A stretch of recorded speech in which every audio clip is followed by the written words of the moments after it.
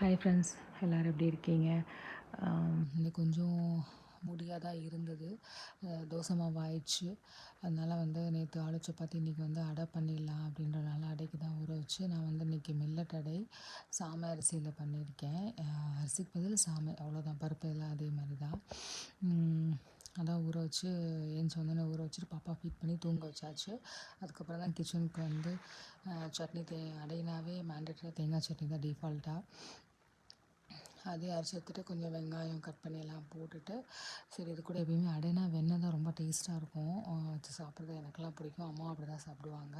அதனால் சரி, பாலாடையும் சேர்த்து வச்சது இருந்தது. சரி அதையும் எடுத்துடலாம் அப்படின்னால கையோடு அதையும் மிக்சியில் போட்டு வெண்ணெய் எடுத்தாச்சு.